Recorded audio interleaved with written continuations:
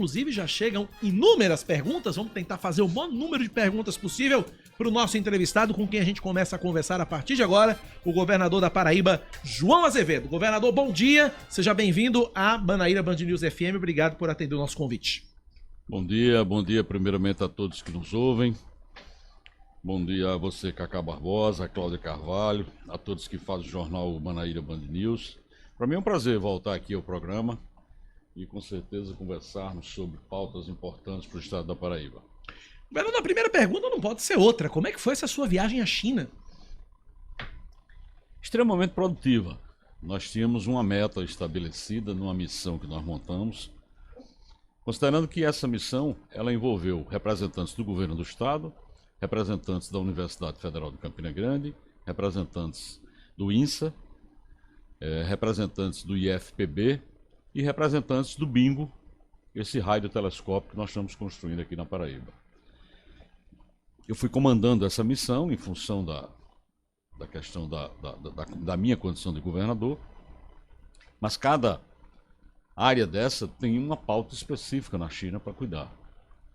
Logicamente que a pauta principal foi a consolidação do projeto Bingo, porque nós estamos implantando esse projeto em parceria com a China, e lá, através da empresa CETC 54, é que está sendo construídas as grandes antenas que serão instaladas em Aguiar.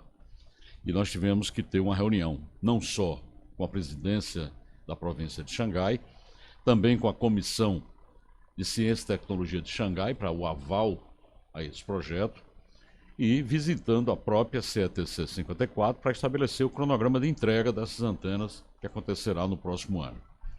A partir daí, nós tivemos a oportunidade de desenvolver inúmeras tarefas.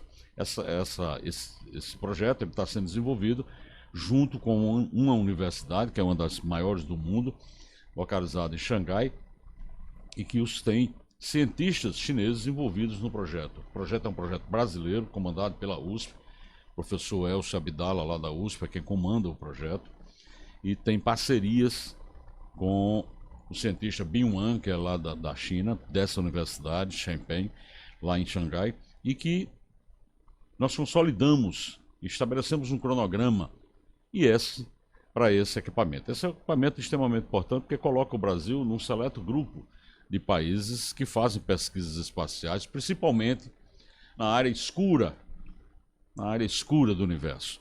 Isso é uma área de pesquisa nova e vai ser muito importante. Eu ia justamente perguntar que área escura é essa? Você tem a pesquisa através de ondas. Você, quando olha simplesmente num telescópio normal, em que você olha, você vê as imagens, isso é uma onda que permite que a imagem seja produzida, é um tipo de onda. Mas existem outras ondas que não geram imagem, mas que estão no universo. São essas ondas que serão discutidas, serão estudadas dentro desse laboratório. Como se fosse uma área de sombra, é isso, governador? Não, na área de sombra não. Na verdade é assim, por exemplo, se você imaginar o lado escuro da Lua.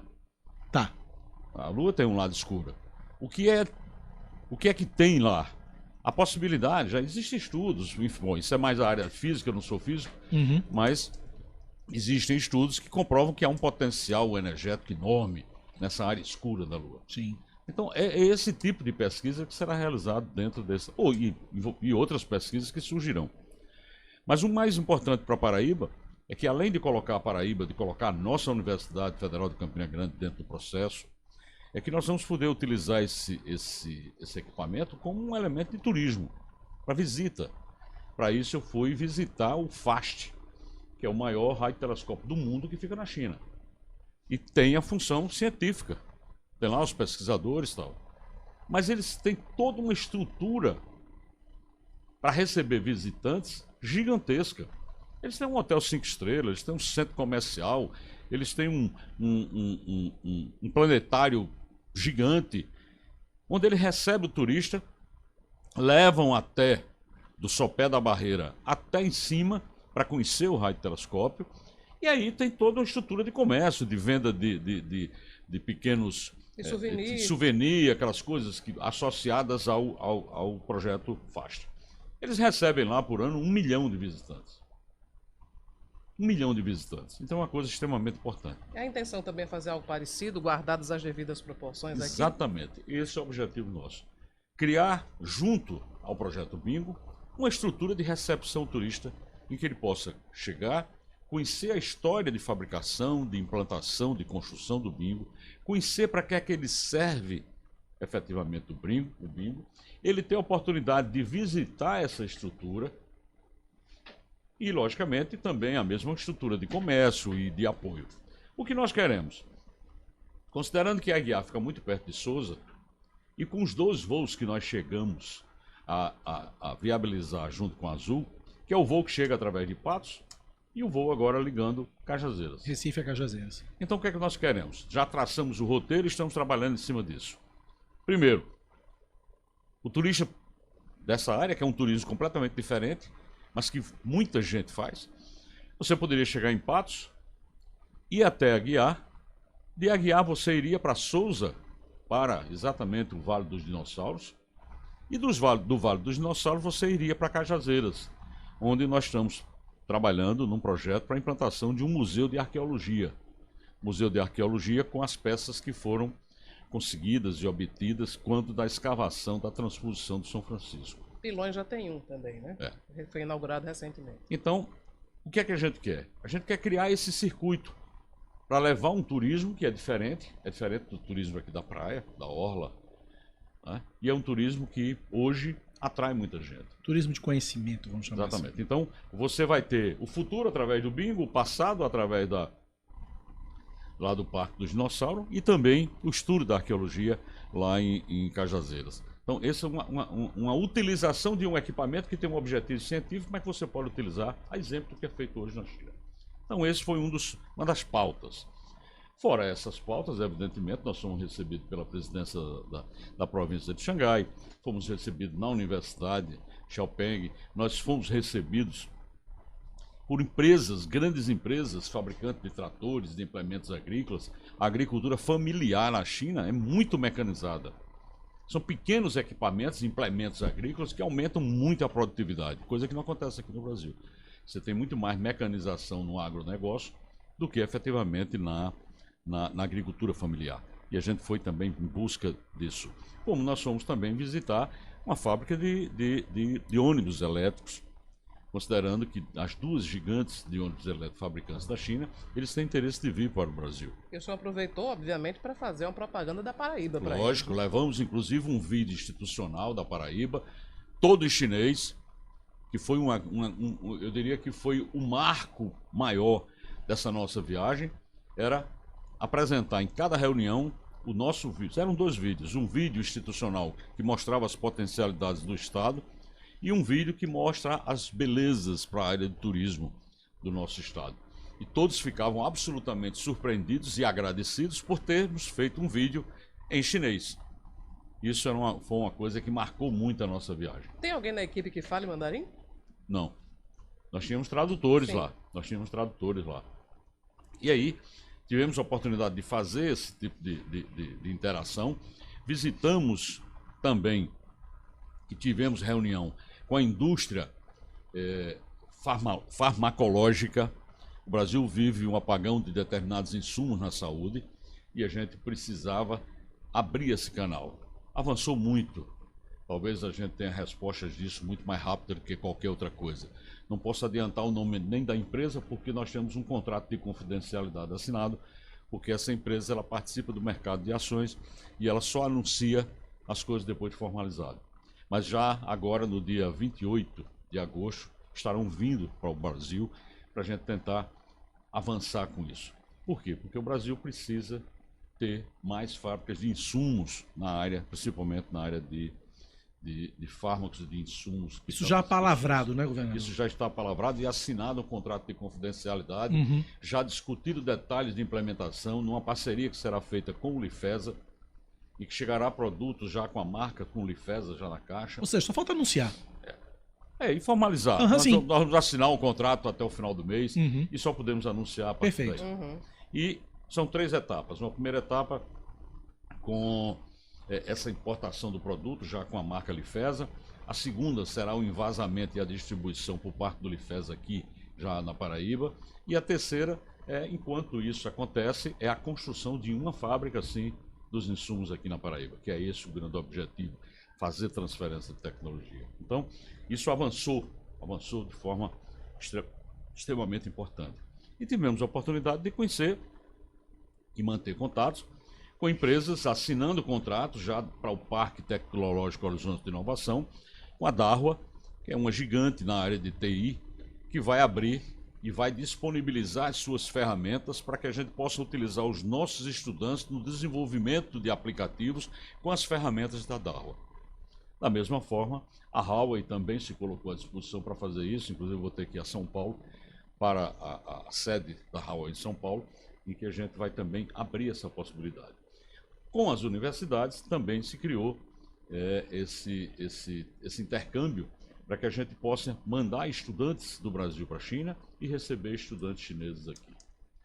Enfim, dentro da nossa programação, que foi extremamente intensa, nós viajamos 4.500 quilômetros na China, em uma semana praticamente. Nós chegamos por Xangai, saímos por Pequim e durante esse período, eram 6, 8 reuniões durante o dia e usávamos a noite para viajar, para se deslocar. O trem, bala ou avião. A China é muito grande. Dava para dormir, governador, nesses dias? Não dá muito, porque o fuso confunde muito. Você dorme 2 horas, acorda, dorme 3 horas, acorda, enfim. É uma coisa meio confusa para a gente. Mas a gente conseguiu cumprir essa agenda.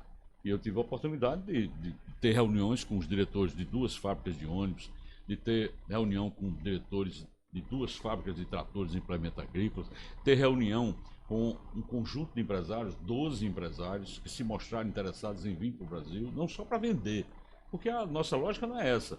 Não é só para comprar produto, não.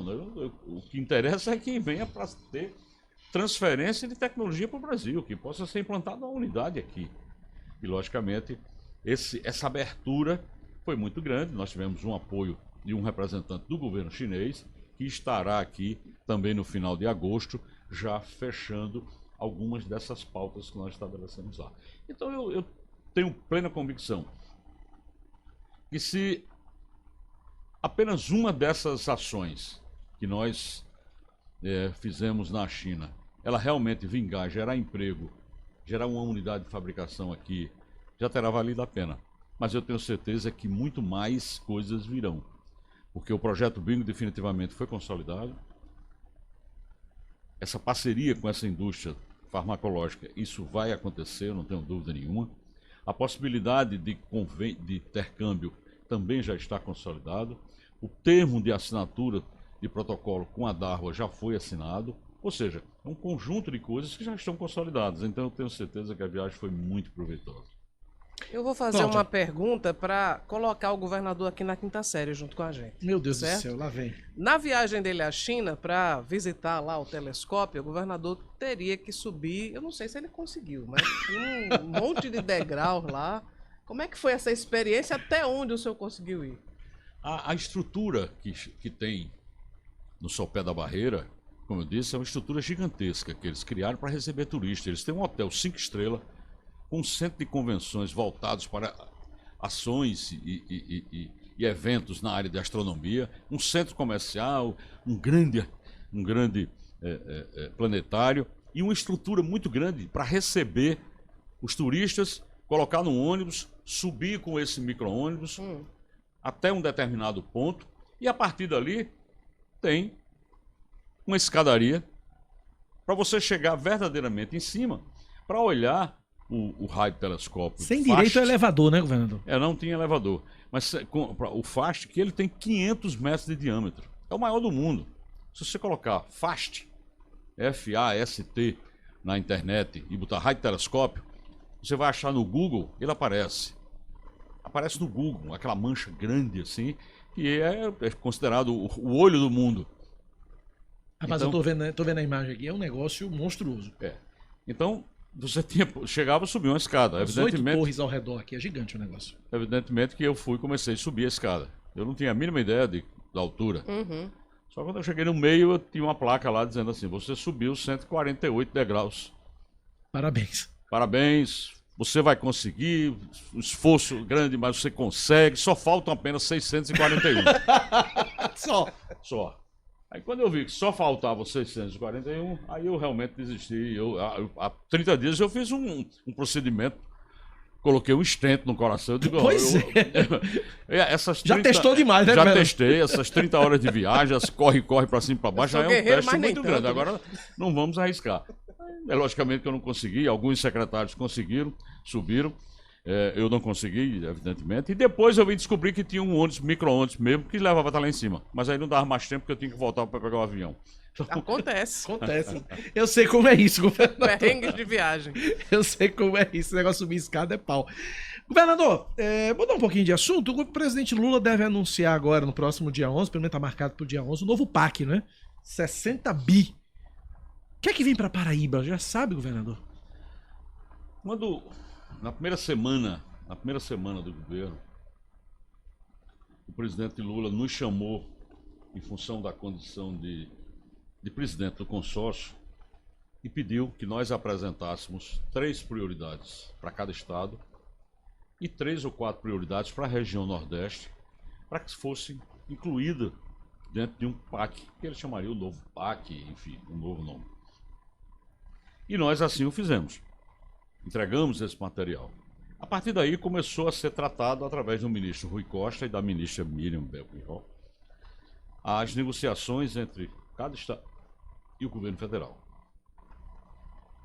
Como foi dada a abertura, o estado da Paraíba não apresentou 3 prioridades. Nós apresentamos 12 prioridades. Prioridades essas de obras que serão executadas pelo estado da Paraíba e algumas obras que são prioritárias para a Paraíba que serão executadas até pelo próprio governo federal através de seus órgãos. Vou dar um exemplo. Nós pedimos a conclusão da obra de triplicação da estrada de Cabedelo até as Três Lagoas. Essa obra é fundamental para a cidade de João Pessoa. Eu sei que é uma obra que vai ser realizada com recursos do DENIT, mas é uma obra que é extremamente importante e nós pedimos, é uma obra de 350 milhões de reais para ser concluída. Nós pedimos, por exemplo, a conclusão da obra de duplicação do arco metropolitano lá de Campina Grande, que começou a ser feito, mas só tem recursos garantidos até a Floriano Peixoto. E nós pedimos que fosse garantido até a Praça do Meio do Mundo. Eu sei que é uma obra do DENIT, mas é extremamente importante para a Paraíba. Nós pedimos que fosse feito um estudo com relação à possibilidade de duplicação da BR-230 de Farinha até Cajazeiras. Essa é uma obra gigantesca, ultrapassaria aí R$1 bilhão pelo menos. Existem alternativas da Praça do Meio do Mundo até Patos. O próprio DENIT está estudando uma possível concessão. De Patos até Cajazeiras. Seria duplicação ou seria adequação? Porque isso são coisas diferentes. Mas, no mínimo, o que nós pedimos é que fosse feito um estudo definitivo para que a gente tivesse, de posse do estudo, a possibilidade de avançar. Isso também é uma obra do governo federal. O ramal de Piancó, a terceira entrada do eixo São Francisco para o sertão da Paraíba, também foi colocado como prioridade. A conclusão do canal Acauã-Araçagi, que é uma obra que nós estamos fazendo aqui. E colocamos obras nossas. Canal Acauã-Araçagi, mais uma adutora de água bruta para Campina Grande, para garantir a água de lá. A barragem Cupissura, aqui na região da região metropolitana de João Pessoa. Conclusão da adutora do Curimataú, para levar água para toda aquela região. Uma adutora, que é a adutora do Brejo, que vai levar água para Esperança, Areia, Remígio, Solânia e até Bananeiras. O Hospital de Clínicas e Traumatologia do Sertão. A construção de um conjunto de barragem Formigueira e outras barragens que a gente projetou. Ou seja, nós apresentamos 12 pedidos. Para 3. Eles disseram que priorizasse 3. Eu coloquei 12 numa ordem de prioridade. E estou extremamente ansioso para saber desses 12 o que é que sairá. Logicamente que o governo, em função da sua própria capacidade fiscal, tem condições de, numa parceria com o governo federal, pegar uma ou duas obras dessas e fazer através de financiamento. Ah, não tem dinheiro no OGU. Ah, não tem não, então me passa o BNDES financiar. E a gente fazer. O que me interessa é que essas obras todas sejam viabilizadas, sejam priorizadas pelo governo federal. Então, no próximo dia 11, sexta-feira, no Rio de Janeiro, o presidente Lula vai fazer esse anúncio dessas obras. Se você me perguntar a minha expectativa é das 12. Sim. As minhas expectativas são das 12. Agora, eu sei que são recursos limitados para dividir para o Brasil todo, né? Mas se sair 10, eu estou extremamente satisfeito. Se sair 10 está bom. Não será por falta de pedido, né? Pois é. Cláudia Carvalho pergunta para o governador João Azevedo. Eu vou repassar aqui duas perguntas que chegaram de ouvintes e internautas. Eu estou transmitindo essa entrevista também com imagens, também pelo meu Instagram, Cláudia Carvalho PB. E a pergunta de Saulo José Onofre é o seguinte: ele pergunta por que o governador não reconheceu ainda o direito dos servidores à correção salarial, à database. Ele diz que os servidores do Legislativo e Judiciário já o tiveram e diz que é uma questão de direito também. E José Carlos de Oliveira Andrade, ele pergunta sobre se tem alguma novidade para os policiais militares inativos e as viúvas, se tem alguma novidade para esse mês. Veja bem, Saulo, o Poder Executivo, ele é o provedor de toda a estrutura financeira para todos os outros poderes, inclusive. Poder Judiciário, Poder Legislativo. E nós temos que ter muita responsabilidade com aquilo que nós fazemos. No final do ano passado, durante o processo eleitoral, inclusive, o governo federal decidiu aprovar duas leis complementares, a 192 e a 194, que tirou receita do Estado, de todos os estados do Brasil. Nós perdemos de agosto a dezembro do ano passado, nós perdemos cerca de 700 milhões de reais da receita. A previsão esse ano é que este ano a gente tenha também uma perda de 1,2 bilhão de reais na nossa receita. E se você fizer uma análise, nós não repassamos para ninguém essa perda, porque o Estado tem uma gestão fiscal ajustada, que garantiu que a gente nem aumentasse imposto, nem tampouco repassasse nenhuma despesa.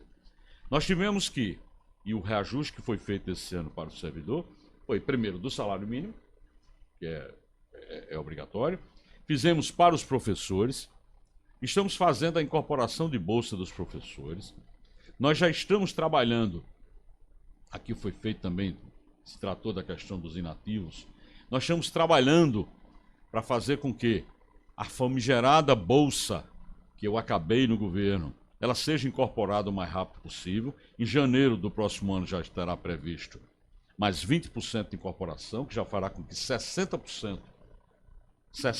da bolsa já esteja incorporada.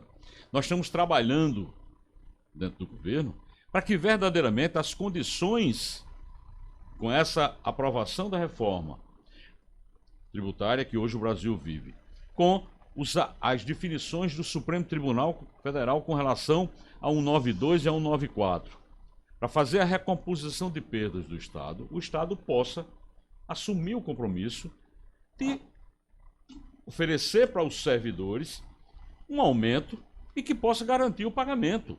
Porque não adianta você dar um aumento se você não tiver condições de pagar. Uma coisa, o servidor da Paraíba, fique tranquilo. Em janeiro do próximo ano, nós estaremos dando um aumento linear. Tranquilo, isso já está estabelecido que nós vamos buscar.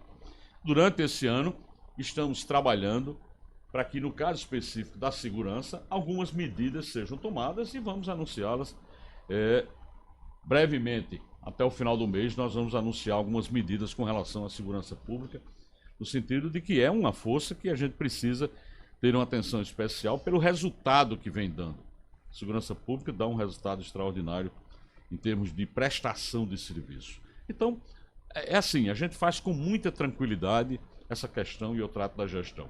Nós demos agora para os professores prestadores de serviço, que ao longo do tempo o aumento era dado para o professor efetivo e não era dado para o professor servidor, prestador de serviço.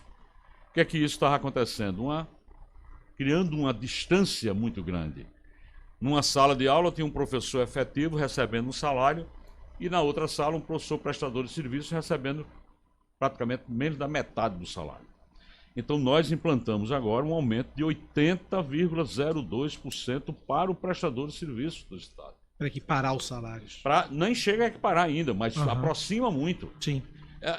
É assim, são distorções que nós estamos corrigindo.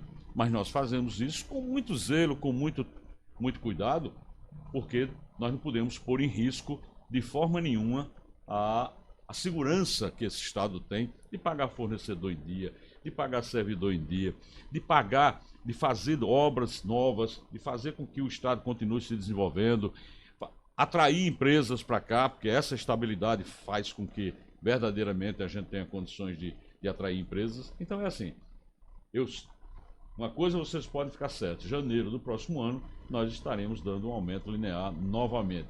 Depois de já termos dado 5%, depois de já termos dado 10%, depois de termos feito todos os ajustes na segurança pública, de pagar o piso dos professores, de pagar o piso da enfermagem. Nós somos o único estado do Brasil que já paga o piso da enfermagem para servidores efetivos, pensionistas e aposentados. E isso, evidentemente, são recursos que precisam ser disponibilizados.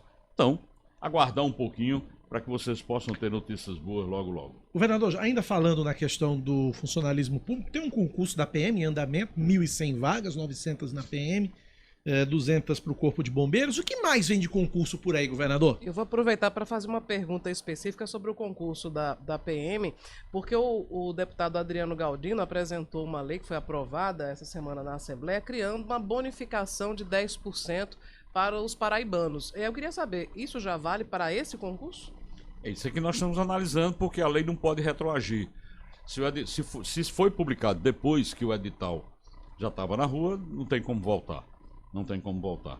Mas nós estamos realizando o concurso. Fizemos o concurso da Polícia Civil. Aliás, desde 2019 para cá, nós já fizemos muitos concursos na Paraíba, muitos. E estamos fazendo agora já o curso de preparação do policial civil. Estamos fazendo o concurso agora da Polícia Militar, são 900 homens e mulheres para a Polícia Militar, são 200 para o Corpo de Bombeiro. Vamos fazer concurso para 100 engenheiros para o Estado. O Estado precisa renovar o quadro técnico dentro dos órgãos que realmente está deficitário. Nós vamos fazer concurso para arqueólogo, paleontólogo, museólogo, que são áreas em que a Paraíba está avançando muito e que não tem profissionais nos seus quadros. Paraíba, a gente implantou o Museu da Cidade, está implantando o Museu da Paraíba lá no Palácio da Redenção, implantamos o Museu da Polícia Militar, ou seja, estamos ampliando muito essa área, entretanto não tem profissionais dentro do Estado. E aí se faz necessário concurso para essas áreas. Vamos fazer concurso para técnico de nível médio, uma coisa que nunca foi feita no Estado da Paraíba, para os estudantes que saem dos institutos federais, que saem das nossas escolas técnicas e que precisam ter uma atuação e um local, logicamente, que nos interessa, auxiliar em obras, fiscalizar obras, trabalhar na parte técnica. Então nós vamos fazer também concurso para a ESA. Enfim, já realizamos concurso para DOCAS, já realizamos concurso para a Procuradoria Geral, vamos fazer concurso para mais 1.000 professores da educação. Ou seja, com relação a concurso, eu fico muito tranquilo porque nós somos a gestão que mais fez concurso nos últimos 20 anos na Paraíba. São dados que estão disponíveis na Secretaria da Administração. Cláudia Carvalho pergunta para o governador João Azevedo. A pergunta que eu vou fazer acho que é um pouco longa, talvez a gente fique para o intervalo comercial. Não, pode seguir, pode seguir. Então, é que essa semana nós estivemos presenciando o lançamento de um parque aquático. E o parque aquático é um negócio gigante, mas Na verdade, gigante mesmo é a projeção que se está fazendo para todos os equipamentos que vão estar no polo turístico do Cabo Branco, assim que esses equipamentos estiverem em pleno funcionamento. O número é 9.400, quase 9.500 novos leitos criados na Paraíba, o que gera uma revolução no turismo. É um negócio tão grande, Cacá, que eu saí de lá preocupada. O que é que vai ser de João Pessoa com essa avalanche, né? Com essa... E aí tem uma criação, enfim, é muita gente. Somente o parque, o Aquaí Parque, que é o que foi lançado essa semana, foi na terça-feira, somente ele espera trazer para João Pessoa 1 milhão de visitantes por ano. Então, é isso. Eu queria que o senhor falasse sobre essas perspectivas aí para o polo turístico Cabo Branco e para também o turismo sustentável da Paraíba. Veja bem, o polo turístico Cabo Branco, que já teve outros nomes, faz 40 anos que foi lançado. 40 anos, o governador Milton Cabral lançou. Muita gente nem acreditava mais, né? Claro. E lançou aquele polo. Verdadeiramente, nós conseguimos tirar do papel.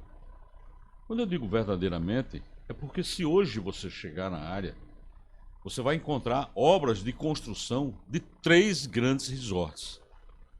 3 grandes resorts em obra, sendo executados. Você vai encontrar a obra sendo feita pelo Estado, que é um elemento extremamente importante, porque mudamos a concepção do polo, que é da Avenida Boulevard. Aquela avenida que fica na frente do Centro de Convenções. Vai ser o Boulevard dos Ipês. Vai ser o Boulevard dos Ipês. Aquela avenida, ela vai ser dotada de todo um mobiliário urbano, que por si só já será um ponto de atração para aquela área. Ao final da avenida, próximo do mar, você terá um mirante, uma estrutura de mirante, para você subir, curtir aquela vista maravilhosa daquela praia. Terá uma tirolesa para quem quiser descer rápido a partir de lá. E, logicamente, agora com o anúncio do parque, que muita gente diz assim, mas foi muito rápido o parque, né, definir. Não, nós estamos trabalhando nesse parque há um ano, pelo menos nessa nova concepção, porque já houve um outro projeto que não vingou por conta da pandemia, e esse outro projeto. E eu disse que só anunciaria alguma coisa quando fosse começar a obra, para não se gerar mais expectativa. Uhum. Então, nessa semana próxima, as obras desse parque Aquaí, ele já vai estar acontecendo. As obras já vão estar acontecendo. Então, é um investimento de 700 milhões de reais. Se você for na região do resort do Tauá... Porque o Aquaí, ele inclui também um resort, né? É parque aquático e exatamente, resort. ele é um parque aquático mais um resort. Fora isso, você tem o resort do Grupo Tauá, que já começaram as obras. Serão 1.200 apartamentos. Fora isso, você tem o resort do Grupo Amado, que também já começou lá, que serão cerca de 350 apartamentos. Fora isso, o Ocean Palace, que também já começaram as obras, já terraplenagem, tudo, já estão fazendo, iniciando agora as fundações, de mais 450 apartamentos. E, dentro de 15 dias, farei o anúncio de mais um resort, que já fechou o contrato, já está com o projeto pronto, nós vamos tocar. Os investimentos hoje contratados no polo já chegam a 1,6 bilhão de reais. E serão mesmo 9.500 leitos disponíveis. E você tem que entender que essa região nossa aqui, ela tem 12 mil leitos. Nós vamos praticamente dobrar o número de leitos. Qual é a grande vantagem? Qual é a grande vantagem? É que você vai ter equipamentos como esse parque, que você vai ter o Day Pass, ou seja, você vai poder comprar simplesmente o dia para passar o dia no parque. A exemplo do que todos os parques fazem. Você não necessariamente terá que estar hospedado naqueles resorts daquela área para usar o Day Pass. Durante a noite o parque fecha, mas a Avenida Boulevard vai ser a grande avenida de movimentação, de bares, de restaurantes, de espaço para música, que estará funcionando a noite toda. Então, é assim, o conceito do polo, nós tivemos que atualizar esse conceito para poder a gente atrair tantas empresas que agora chegam, porque entendem que não era mais aquela coisa, ele faz o hotel lá, tem o hotel para lá e se vira. Não, o governo está criando elementos de ligação entre esses empreendimentos. Então, o polo saiu do papel, o polo está em obra. Nós estamos trabalhando agora no projeto de uma escola, que será escola gastronômica, escola de preparação de mão de obra, ali perto daquela comunidade Aratu, para preparar o jovem, preparar as pessoas para trabalhar no polo, porque vai precisar de muita gente.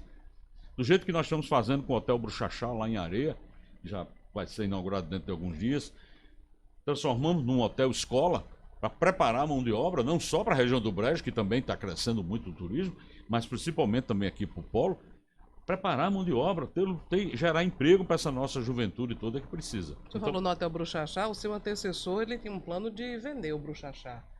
O que é que se faz com ele? Vai ficar na estrutura do Estado mesmo? Não, hoje o Bruxachá, ele, ao contrário, ele voltou para o Estado de uma forma definitiva, porque ele agora é uma escola. Uhum. Ele é uma escola técnica de hotelaria.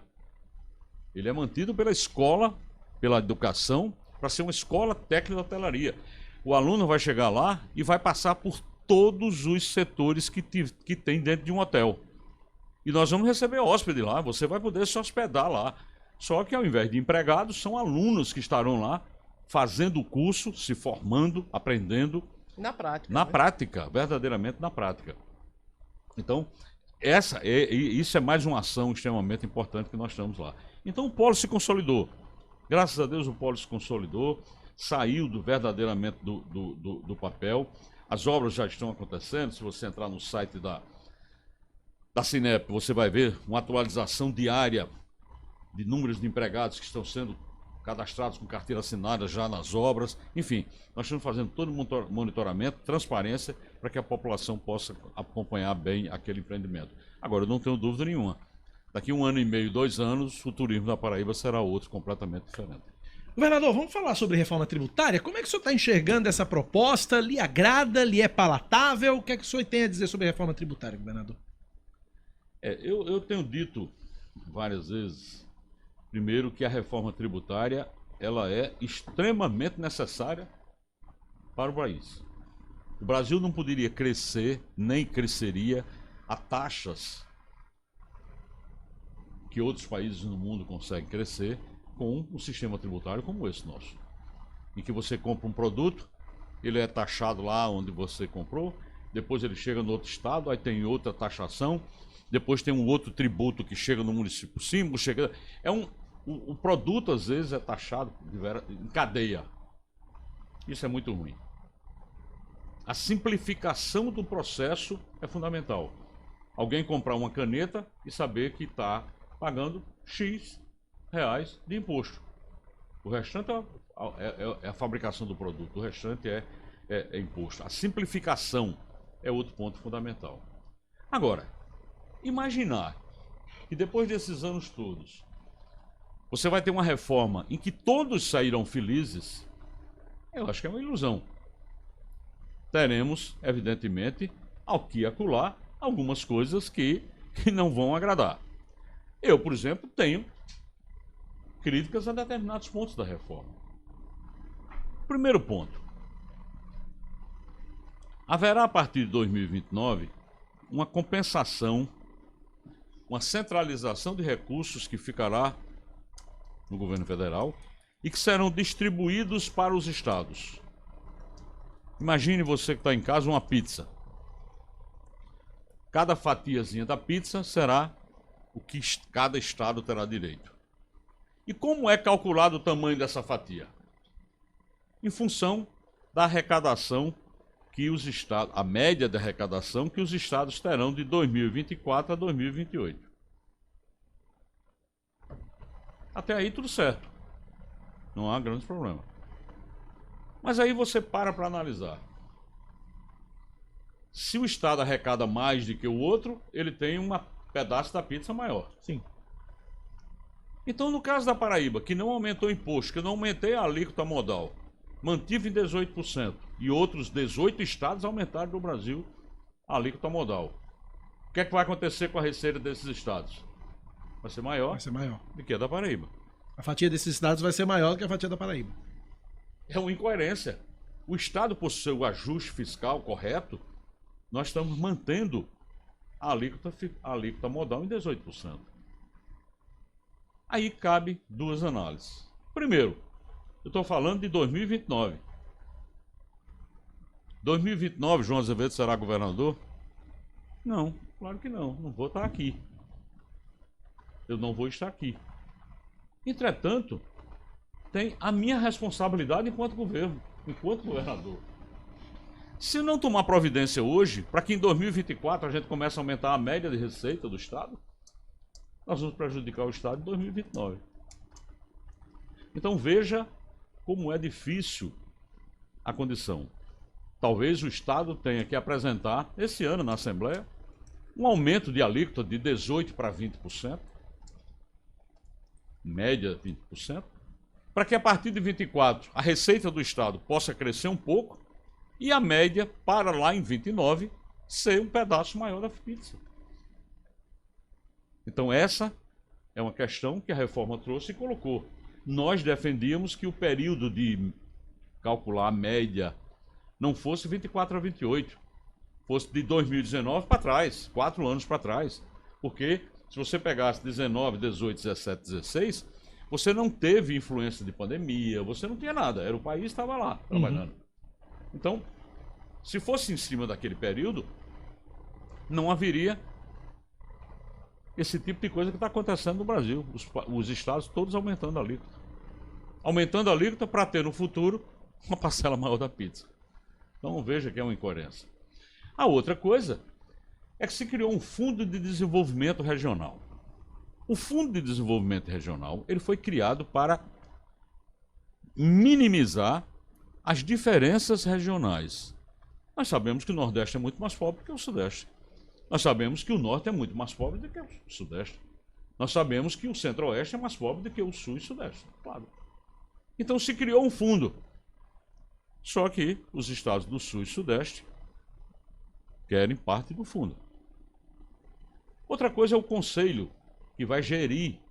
É um conselho formado por todos os estados, representando todos os estados, mas que a proporção é em função da população.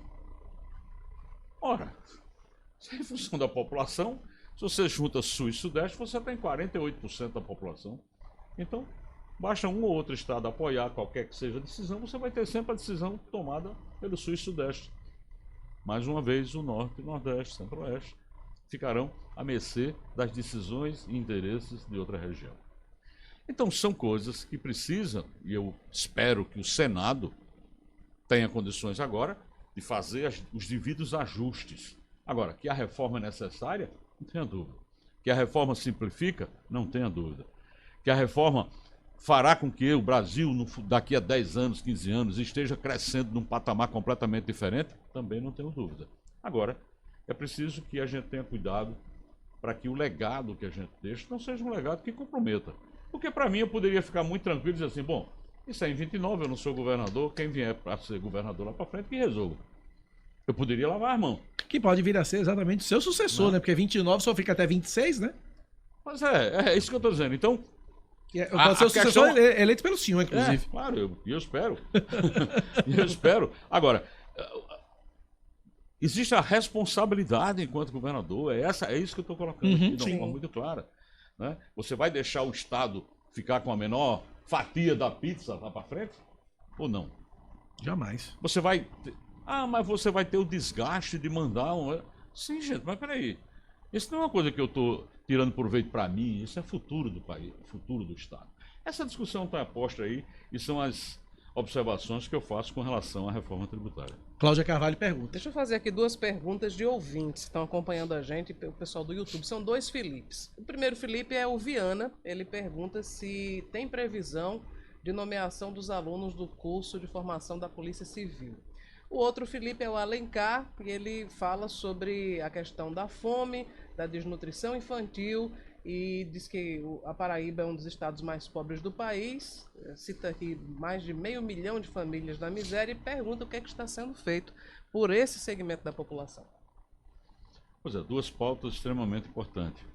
Com relação a Viana, Felipe Viana, o que nós estamos esperando é a conclusão do curso, de formação e assim que tiver concluído o curso, nós vamos nomear. Então, podem ficar tranquilos que não há motivo nenhum para a gente não fazer isso. Nós vamos nomear assim que terminar o curso de formação. Com relação à questão da fome, Alencar. E aí, Felipe Alencar? Infelizmente, o Brasil tinha saído do mapa da fome. Na época do presidente Lula, no primeiro mandato, o Brasil literalmente saiu do mapa da fome. Ele conseguiu chegar aos níveis de qualquer país avançado do mundo em termos de segurança alimentar. Infelizmente, nos últimos 4 anos, nós vivemos uma total destruição do sistema de proteção à população mais vulnerável. Isso fez com que o Brasil voltasse ao mapa da fome. Tivemos fatores que interferiram nesse processo, eu sei disso, a pandemia foi um. Mas não teve o governo capacidade de gerar mecanismos capazes de diminuir esse impacto. Por isso que o Brasil chegou a 30 milhões de brasileiros passando fome aí. Então, hoje, através do novo Bolsa Família, que mudou radicalmente, e é importante que a população entenda, qual era a grande dificuldade que se tinha antigamente?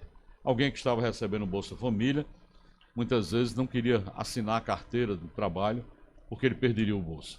Hoje em dia não tem mais esse risco, ele não perde mais o Bolsa. O Bolsa Família está sendo pago de uma forma inteligente. Inteligente. Porque existe um parâmetro, que são R$218 per capita, em que estabelece que uma família está na extrema pobreza. Se você tem uma família de 6 pessoas e a média de salário dessas pessoas é em torno de R$218, essas pessoas, essa família está na extrema pobreza.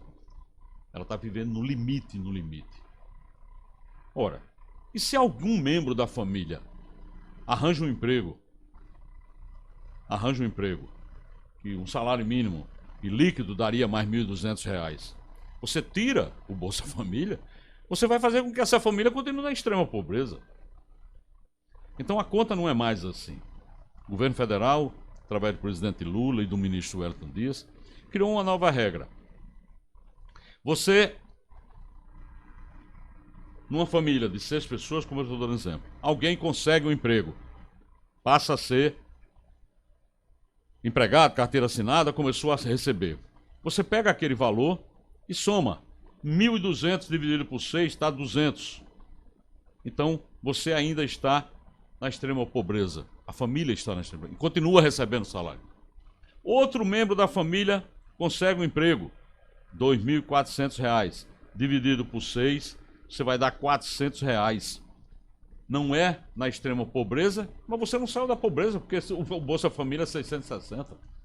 Então você não perde o Bolsa Família, você recebe 50% do Bolsa Família. Ah, mas outra pessoa conseguiu emprego na família. Ah, passou para R$3.600. Ah, então aí você já começa a receber, você tem uma condição que a família pode sobreviver sem o Bolsa. Aí você deixa de receber o Bolsa, mas você não sai do cadastro único. Por quê? Porque você pode perder o emprego. E a cada mês é recalculada a condição das famílias brasileiras. E se você voltar à condição, você volta a receber o Bolsa automático. Então, essa é uma forma inteligente e que protege e que o empresário pode contratar tranquilamente alguém que esteja no Bolsa Família, porque essa pessoa não vai perder o Bolsa. E, logicamente, o grande programa que está sendo feito, que é ele tirar pessoas do Cade Único, troque o cartão do Bolsa Família por uma carteira assinada. Se você for analisar o cadastro único, você vai perceber que vai lá no cadastro único, vai ter engenheiros, advogados, profissionais de todas as categorias, jornalistas, tudo. E o que nós estamos pedindo, e aqui em João Pessoa foi lançado o programa e já 30 empresas estão trabalhando conosco, que nós estamos pedindo aos empresários é assim, você vai contratar alguém, dá uma olhada no cadastro único, talvez lá você tenha um profissional já preparado para a sua empresa. A gente não está pedindo favor, não está indicando ninguém, olha lá o cadastro. Você chega lá, tem engenheiro eletricista. Que o cara, por uma circunstância qualquer, perdeu o emprego, está fora do mercado, não tem o que fazer, vai lá no Bolsa e começa a receber o Bolsa. Então, assim, e aí tem empresas, aí eu mesmo entendendo essa limitação de não fazer propaganda da empresa, mas é importante entender que uma empresa como a EIC, Call Center, agora vai abrir uma loja, uma nova unidade aqui em João Pessoa, serão 4 mil vagas. E nós tivemos com a empresa, e a empresa, o CEO da empresa lá de Minas Gerais, autorizou que os 4 mil fossem tirados do cadastro único. Foi por isso que o ministro Wellington Dias esteve aqui Esteve recentemente aqui, com o senhor visitando essa e um outro e outras hipermercado. empresas, supermercados aqui, empresas da construção. Ou seja, se todos nós começarmos a entender como é que funciona esse processo, o Brasil sai dessa condição. E a fome... Desculpe, governador, mas é aquela máxima que muitos críticos do Bolsa Família sempre suscitam, que é não dar o peixe, ensinar a pescar. Então o Bolsa Família também está fazendo esse caminho de dar um peixe emergencialmente, mas ensinar a pescar para que a pessoa se mantenha. Claro. E aí a questão da fome, que foi citada aqui por Felipe Alencar. A Paraíba tem hoje um dos maiores programas de segurança alimentar do Brasil. Nós fornecemos 1.300.000 refeições todos os meses ao preço de R$1. Enquanto tivermos nessa condição de ter pessoa passando fome, o programa estará funcionando. Eu sempre digo que esse é um programa que me dá muita alegria fazê-lo, mas eu gostaria de não estar fazendo. Eu gostaria que cada um tivesse seu emprego, tivesse se sustentando com o seu próprio trabalho. Esse é o sonho. Mas se você não tem essa condição, você tem que chegar junto. Então nós estamos cuidando da população de rua, cuidando das pessoas que verdadeiramente estão sem condições, implantando restaurantes populares, são 10 restaurantes populares, quando eu cheguei tinha 4, 147 cidades com o programa Tá na Mesa, como eu disse, 1.312.000 refeições todos os meses. É dessa forma que nós vamos continuar fazendo com que as pessoas se sintam minimamente protegidas e saber que tem alguém ou o governo cuidando da sua condição. Governador, eu sei que Cláudio tem algumas perguntas de política, mas antes eu queria falar de um assunto que tem sido a pauta desde o mês passado, que é a questão da segurança. Semana passada, dia 18 do mês passado, tivemos um ataque a um ônibus e as forças de segurança têm agido de forma muito intensa no combate à criminalidade. O paraibano pode se sentir tranquilo e seguro? O que é que o senhor diria para o paraibano hoje, que tem ouvido e visto o noticiário policial e as ações da polícia, governador? Eu queria acrescentar um dado também nessa questão sobre segurança pública, que além dessa história do incêndio do ônibus, eu acho que a pauta policial tem girado muito em torno do desaparecimento de Ana Sofia. Já faz um mês, inclusive. E já houve mudanças, inclusive, na condução, criou-se uma força investigativa. É só para acrescentar mais esse dado aí na sua explanação. A população da Paraíba pode estar absolutamente tranquila de que na Paraíba a segurança pública funciona e que os números é quem refletem isso. Nos próximos dias nós estaremos fazendo a reunião de prestação de contas do primeiro semestre de 2023. Nós reduzimos os crimes violentos, letais e intencionais em 19% nesse semestre. Nós estamos trabalhando com a região de Campina Grande, com índice abaixo de 10 CVLIs a cada 100 mil habitantes. Isso é muito, muito abaixo do que... Não existe recomendação, obviamente, mas do que a ONU considera como uma relação natural de uma sociedade. Então, esses números é que nos garante que nós somos um Estado seguro. Essa questão do ônibus foi uma questão pontual de briga de facção, que nós identificamos o autor, prendemos, houve uma autorização para liberar essa pessoa e depois, por conta do óbito do motorista, uma nova ordem e essa pessoa já está presa novamente. A polícia fez uma investigação extremamente séria e chegou ao autor, que é assim que está acontecendo aqui na Paraíba. Então, o que houve, na verdade, não se trata de uma questão de segurança. Claro que é vinculado à segurança, obviamente, mas não foi uma questão de perda de controle da segurança da Paraíba, essa questão do ônibus. Essa questão do ônibus foi uma tentativa de uma facção incriminar outra, enfim, uma briga de facção, que nós prontamente resolvemos. O caso de Ana Sofia é um caso que, assim, nos magoa a todos. Nós estamos colocando todo o empenho. Eu tenho falado quase que diariamente com o delegado-geral, doutor André Rabelo, para que a gente possa continuar fazendo a investigação até chegar. Eu não acredito em crime perfeito. Nós vamos chegar. Nós vamos chegar. Agora, é uma região difícil, poucas câmeras, muitas vezes você tem câmeras ligadas que favorecem a fiscalização, não houve denúncia anônima, ou seja, está sendo muito difícil o caso. Não é só no Brasil. A gente viu crianças lá em Portugal que sumiram até hoje, não se encontrou. Nós esperamos chegar para dar uma resposta, principalmente à família, porque deve ser uma angústia terrível para aquela família que está lá sem ter um fechamento, né? O ciclo da vida aí ficou aberto e é muito ruim. E eu tenho cobrado isso sistematicamente da nossa segurança. Vamos, inclusive, dia 4 agora, inaugurar o maior centro integrado de comando e controle da polícia. Amanhã, no caso. Amanhã, exatamente. Amanhã, dia 3, hoje é dia 3, eu já perdi a noção um pouco dos dias. Então, amanhã, dia Foi o 4, fuso da China. dia 4, nós vamos entregar esse equipamento extraordinário. Vocês vão ter a oportunidade de ver o que é tecnologia de ponta sendo colocada à disposição da sociedade. Então, assim, o que é possível fazer, nós estamos fazendo. Nós estamos com a gente, estamos com a equipe, já modificamos a equipe, já inserimos mais pessoas. E eu espero, verdadeiramente, que a gente possa dar uma resposta à sociedade, nesse caso de Sofia, brevemente. Onde é que vai ficar esse maior centro de comando e controle? Na Avenida Hilton Souto, ali, Ao lado do antigo Kaique, né? ao Mangabeira. lado do antigo Kaique, ali em Mangabeira, próximo daquela rotatória da Avenida Mangabeira por dentro ali, Eu perto da SEAP. passei por ali, é um negócio gigantesco mesmo. E Tem um semelhante em Campina, né? Que já foi inaugurado. já inauguramos em Patos, já inauguramos em Campina Grande e agora estamos inaugurando em João Pessoa. Fizemos um processo inverso do que normalmente acontece, que é primeiro fazer em João Pessoa, depois fazer no Sertão, mas para a segurança era importante que a gente começasse a trazer de lá dentro para pra cá. fora. E fizemos. Esse tem prestado um serviço extraordinário. O São João de Campina Grande foi o mais tranquilo dos últimos anos. O São João da Paraíba foi um dos mais tranquilos dos últimos anos. Demos suporte a 550 eventos, porque a gente às vezes só fala do São João, é o São João de Campina. Mas fora isso, as pequenas cidades, os pequenos eventos, foram 550 eventos na Paraíba durante o mês de junho.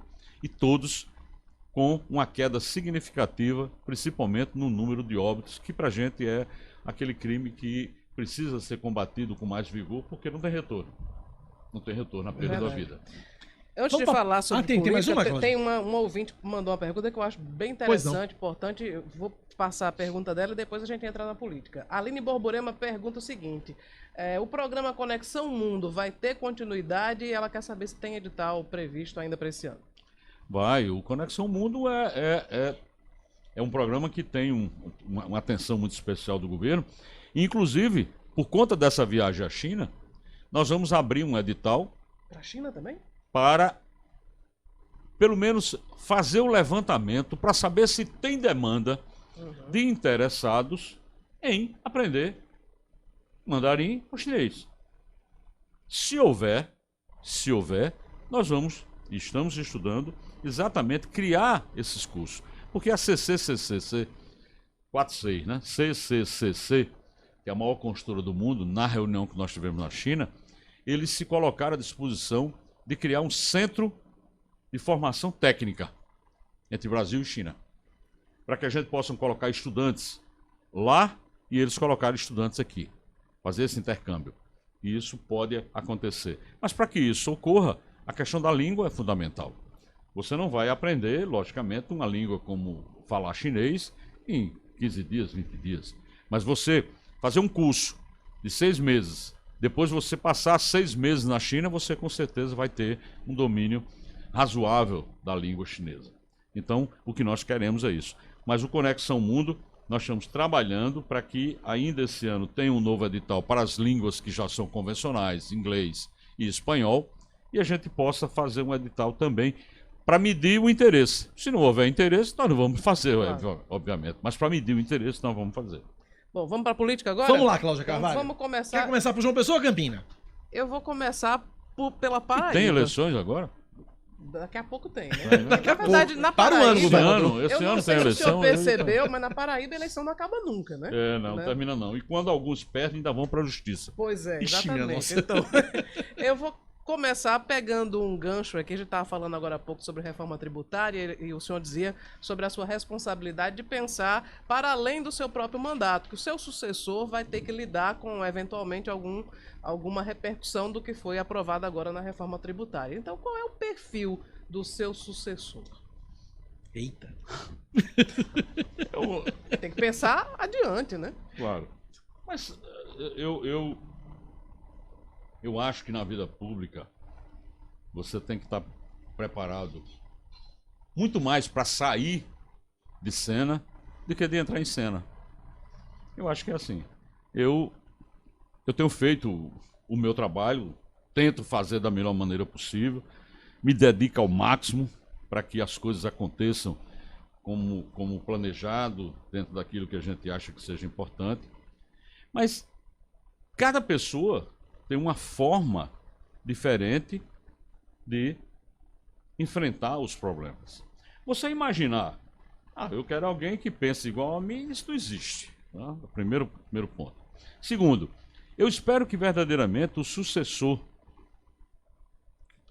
que venha a ser governador do estado, ele mantenha esse estado no mesmo nível de gestão que nós conseguimos manter. Pode parecer até vaidade ou coisa desse tipo, mas não é. Isso é estabelecimento de um patamar em que, por exemplo, a gente tem hoje todos os bancos, literalmente, nos procuram para disponibilizar crédito. E por que é que isso ocorre? Porque o Estado tem uma gestão fiscal ajustada e que permite ter um aval da União, que já chegou para a gente, diz assim, vocês podem contrair empréstimo aí até de 1,8 bilhão de reais que a gente garante. O governo federal garantindo 1,8 bilhão de empréstimo para Paraíba, um estado desse tamanho. E por que é que faz isso? Por conta da gestão fiscal, por conta dos números que a gente tem. Então, por que é que eu falo muito em gestão fiscal? Porque, por exemplo, a ponte que nós vamos fazer, e até o final do ano nós vamos soltar, ligando o Jacaré, a ilha do Stuart, ligando até a BR-101, ela vai ser feita? Ela vai ser feita por conta dessa gestão fiscal. Um programa de segurança alimentar como esse não é barato, não. É 1.320.000 refeições que são vendidas a um preço de R$1, mas que tem 7 outros reais que é o governo que banca. Em média, R$8 a quentinha. Então, você tem que ter recursos para fazer a implantação de políticas públicas. Então, quando eu me preocupo muito com isso, com essa gestão, e eu faço muito controle do Estado com relação a isso, para que a gente não desperdice, para que a gente economize, para a gente ter a capacidade de resposta. Esse é um ponto que eu acho que vai ser fundamental para quem quer e vai receber um Estado absolutamente saneado. Absolutamente saneado. O segundo aspecto é que vocês são jornalistas, já tem muito tempo de estrada, não vou citar tempo para cada um, mas... Nós somos muito jovens. Somos jovens, governador. Claro, mas vocês, há poucos anos atrás, vocês viram a história da Paraíba, que foi sempre um espaço onde a política, associada à gestão pública, ela foi sempre um cabo de guerra com diversos poderes, sempre numa disputa que nunca trouxe benefício para o Estado. Sim. O Estado da Paraíba vive hoje uma harmonia institucional que não se via há muitos anos. Há muitos anos. E não pense que é porque não se dá não. Não pense que é porque não se tem diferenças de pensamento. Não. Quando a gente reúne a Comissão Interpoderes de todos os poderes, Tribunal de Justiça, Assembleia Legislativa, Tribunal de Contas, que é um órgão que assessora a Assembleia Legislativa, Ministério Público e tal, e senta, e vamos discutir cada um os seus interesses, eu, enquanto governador, digo muito não. Não, isso não pode, não vai ser feito, não é assim. Nós não vamos conseguir colocar em risco o Estado, não vou permitir, não. Mas isso é feito com muito respeito. Isso é feito com diálogo na mesa. Essa é uma questão que isso é uma conquista que a Paraíba tem hoje, né? A relação com a Assembleia, a nossa relação com a Assembleia é extremamente tranquila. O papel do deputado Adriano Galdino é fundamental nesse processo. Então, a nossa relação com a Assembleia é uma relação tranquila que permite que todo o esforço efetivo do governo seja para fazer política pública, para projetos, para isso, para aquilo outro, e não está perdendo tempo com picuinha. Essa é a grande verdade. Então, essa é uma outra conquista da Paraíba. Os avanços que nós conseguimos em políticas públicas como saúde da Paraíba hoje é referência nacional. E eu digo com muita satisfação. Eu recebo aqui governadores, secretários de saúde de vários estados que vêm para cá copiar os nossos projetos. Coopera Paraíba, o Coração Paraibano, programa de vacinação. Como é que a gente atinge as metas, 90% de vacinação, e os outros estados não atingem? Por que é que a gente acabou com a fila da vergonha da cirurgia eletiva, fazendo 50 mil cirurgias, e os outros estados não conseguem? Assim, então isso serve, evidentemente, de estímulo. Então, o que eu espero verdadeiramente é que qualquer um que venha me substituir, de forma nenhuma, não abra mão para que a gente possa perder as conquistas que o Estado fez até agora. 2026, o senhor é pré-candidato ao Senado? Estou com o nome posto à disposição do partido, se o partido entender que essa será uma condição importante para o partido, estou absolutamente... Não deixa de ser um caminho natural, né, governador? Provavelmente sim, né? Não obrigatório. É natural, mas não obrigatório. Ele é natural, mas não é obrigatório. Não tem porquê. Eu sei lá, as minhas condições de saúde lá em 2026, como é que vão estar, as condições, isso tudo tem muito a ver com uma questão pessoal. Enquanto político, é natural. Enquanto final de um ciclo aqui no Estado, como governador, é natural que eu coloque meu nome à disposição. E estou pronto para fazer isso. Essa é uma questão. Estou pronto para fazer isso, não tenha dúvida nenhuma. Entretanto, não é obrigatório. Eu não vejo isso como uma obrigação. Não, você tem que ser candidato. Não, eu não tenho que ser candidato. Eu vou ser candidato se as condições estiverem, se essa normalidade dentro do Estado estiver ok, se os partidos que nos apoiam estiverem devidamente numa condição harmônica, que a gente possa dar continuidade a um projeto. Isso tudo são condições para poder você colocar. Tem uma outra condição, porque para ser senador tem que ir para Brasília.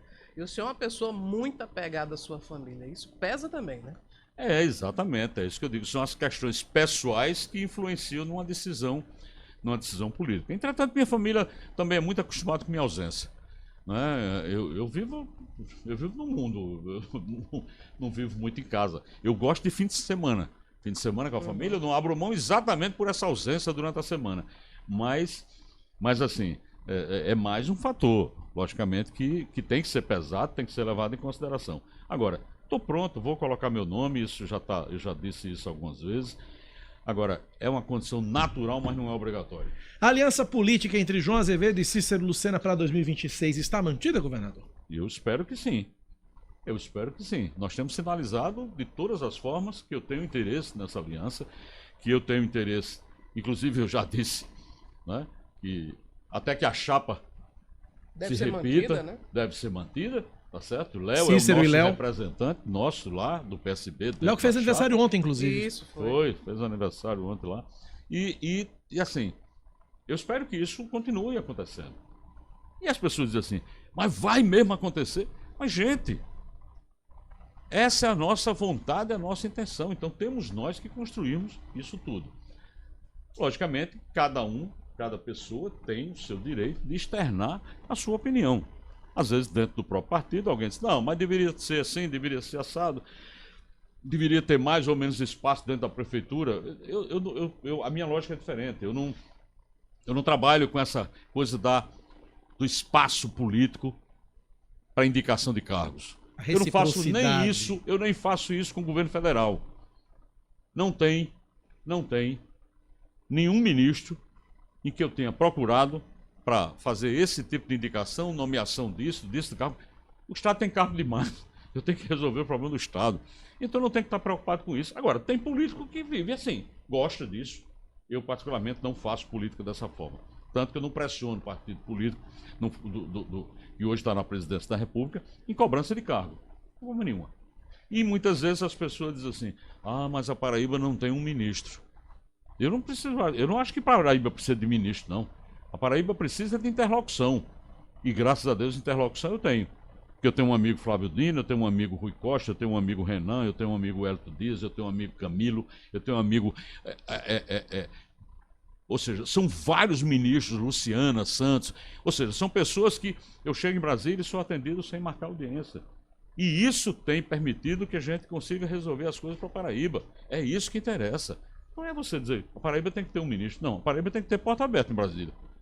Senão é que a gente não consegue fazer as coisas. Cláudia, aí Campina Grande, Cláudia. Falando em porta aberta, a porta do seu gabinete estava aberta. O deputado estadual Tovar Correia Lima entrou, conversou com o senhor. Isso aconteceu alguns dias depois de Bruno Cunha Lima ter nomeado 2 aliados, uma sobrinha e também um aliado de primeira hora de Veneziano Vital. Então a gente passou a ver um nexo causal entre uma coisa e outra. Tovar está mais próximo da bancada governista? E outra, e aí eu vou mais além, Cláudia Carvalho. Essa mesma porta que se abriu para Tovar se abre para Romero? Olha bem, a construção da base política, ela se faz através do diálogo, isso é óbvio. Eu conheço Tovar, a minha relação com Tovar, eu conheço Tovar desde criança, eu sou amigo do pai dele, tal. Então mesmo ele caminhando e seguindo por um partido de oposição, ele nunca foi, eu vou chamar, deselegante ou nunca fez uma oposição raivosa, ofensiva, como alguns às vezes faz. Então, eu não tenho o menor problema de relação pessoal. É uma escolha política dele, de estar onde ele está. Uhum. Ele esteve, pediu uma audiência, ligou para mim, não precisa de ninguém para fazer essa interlocução, exatamente por conta dessa relação que eu tenho com ele. Ele fala diretamente com o senhor? Fala diretamente comigo, ele é amigo dos meus filhos, enfim, era da mesma idade e conviveram juntos. Então ele não precisa de interlocução. Primeiro importante. E foi ele que ligou para mim, mandou uma mensagem, mas eu estou precisando sentar, quando é que a gente senta? Então, venha, sem problema. E ele apresentou alguns pleitos para a cidade de Campinas, que são importantes para a cidade de Campinas. E, logicamente, tratamos de política. E, claro, eu vejo, sim, a possibilidade de, num futuro muito próximo, ele estar alinhado com o nosso projeto. Alinhado com o nosso projeto. Isso é um processo de construção natural. Isso foi colocado na discussão, foi colocado de uma forma muito clara. A sua disposição existe? A minha disposição existe, a dele também, demonstrada por ele. E eu acho que isso pode se concretizar, sim. De que em algum tempo, a gente construa isso. Isso é processo de construção, não tem nada fechado, comprado, que você compra uma relação. A relação de confiança, a relação política, ela é construída. E eu espero que, verdadeiramente, a gente possa construir essa relação, porque há um interesse da parte dele e da nossa parte. E, logicamente, poder, em 24, contar com um apoio de um deputado que é de Campina Grande para a disputa de Campina Grande, será importante para o governo. Óbvio. Então, muito diretamente, é isso. E eu não estou falando aqui de que ele vai estar em chapa ou ele... Não, nada disso. Eu estou falando de apoio político. E esse apoio político é possível, sim, estar. Com relação a Romero é um deputado que nós sabemos o tamanho de Romero em Campina Grande. Romero é um líder em Campina Grande. Eu também é uma pessoa que é muito cordata com todo mundo, a postura de Romero. Eu falo com o Romero, vez por outra, por mensagem, quando eu preciso de uma votação lá na Câmara Federal. Deputado, preciso que o senhor me ajude aí no voto assim e tal. E ele tem sido muito solícito dessa forma. Ou seja, eu mantenho com o Romero uma relação institucional muito, muito tranquila. A questão de Romero pedir uma audiência está aberta a qualquer momento, como qualquer outro deputado. Quanto mais para Romero, que eu tenho uma relação muito boa com ele. Então, sentar com o Romero, discutir. Então, agora, não se trata aqui absolutamente nenhum de adiantar posições, até porque as pessoas dizem, não, você acha que Romero deve ser candidato? Não, quem tem que responder isso é Romero, não sou eu, não. Eu não tenho nada com isso, não. Eu nunca vi em nenhuma entrevista Romero dizer que ia ser candidato a prefeito de Campina Grande. Então, isso é uma decisão que é dele. Estar onde está, ficar onde vai ficar, se vai mudar, se vai deixar de apoiar Bruno, se não vai. Mas o senhor Nada vislumbra disso. Romero como um aliado, como o senhor está vislumbrando Tovar como aliado? Não, eu não conversei com o Romero. Tá. Entender que são duas coisas diferentes. Ok. Tovar eu recebi e na nossa conversa, ficou muito claro de que há o interesse de ambas as partes de que a gente possa compor para que ele venha fazer parte da base do governo. Isso está muito claro. Com o Romero, não. Eu sequer sentei com o Romero e sequer conversei. Certo. Então, seria aqui uma leviandade minha de imaginar ter ou não aquela expectativa. Não, não existe. Eu não tenho expectativa. A partir do momento que eu sentar com ele e conversar com ele, aí pode ser gerado ou não a expectativa. Muito bem. Em relação a Romero, qual é o seu sentimento, por exemplo? O que é que o senhor acha da possibilidade de, em Romero querendo ser candidato, e Adriano Galdino disse que ele vai ser candidato pelos republicanos, inclusive foi na terça-feira lá no lançamento do Aquax, não tenho dúvida nenhuma, ele vai se filiar aos republicanos, vai ser candidato pelo republicano. Essa ideia lhe agrada? Por exemplo, os republicanos teriam aí o apoio do governador para ser candidato a prefeito em Campina? Eu acho que o Romero é um grande nome, como eu disse, o Romero é um líder, né? O atual prefeito, inclusive, sabe disso. O atual prefeito de Campina Grande sabe disso, porque teve o apoio de Romero para se eleger. Sabe que a perda de um apoio de Romero é uma perda muito grande. Ele também deve saber disso. O fato de Romero ser candidato ou não ser candidato terá que ser anunciado pelo próprio Romero. Ele terá que tomar essa decisão. A gente sabe que tomar uma decisão significa romper com com um outro conjunto de forças, de liderança que tem em Campina Grande. Ele vai querer fazer isso ou não vai querer fazer isso? Eu não trabalho muito com suposição. Eu trabalho muito mais com a realidade dos fatos. A realidade dos fatos é que o deputado Tovar teve com a gente, é possível caminhar. No dia que eu sentar com o Romero, aí eu volto aqui e digo aqui qual é a minha expectativa. Está palavrado. Tá palavrado e fica o compromisso. Governador da Paraíba, João Azevedo, obrigado pela entrevista, pela conversa, um forte abraço, até a próxima, governador. Obrigado a você, Cacá, a Cláudia, a todos que fazem a Rádio Manaíra Band News, dizer que é uma alegria voltar e poder conversar um pouco sobre esse estado tão amado, sobre essa cidade que completa agora 438 anos, né, no próximo sábado. E o senhor está com uma série de anúncios aí na sexta-feira, né? Nós vamos fazer amanhã, aliás. Inauguração. O João Pessoa já recebeu desde o dia 1º de janeiro até hoje, e está recebendo, né, porque algumas coisas estão em execução, mais de 3,5 bilhões de reais de investimento por parte do governo. Isso faz uma diferença muito grande. E a gente vai estar entregando ônibus para a região metropolitana, nós vamos entregar o Centro Integrado de Comando e Controle, nós vamos entregar uma praça em Cruz das Armas, nós vamos entregar uma escola, né? Nós vamos entregar mais o quê? Sim, vamos entregar um conjunto habitacional, Bela Vista, ou seja, são a Casa da Cidadania lá no Valentina. Enfim, são ações que nós estamos fazendo para celebrar junto com o povo de João Pessoa essa terra maravilhosa, esses anos todos aí. Fora isso, volto a dizer, tem muita coisa acontecendo aqui nessa cidade.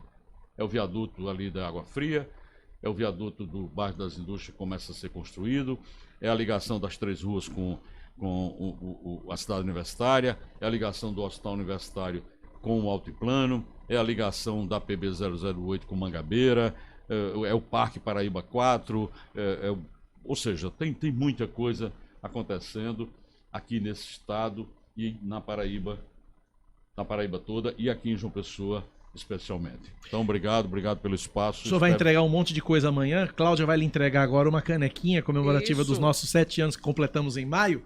A canequinha comemorativa da Band News FM. Só tomar uma aguinha no seu gabinete lá, governador. Maravilha. E serve para outras coisas também, né? Água e... Café, chá. Que bom. Obrigado, governador. Um abraço. Obrigado a vocês. Um abraço.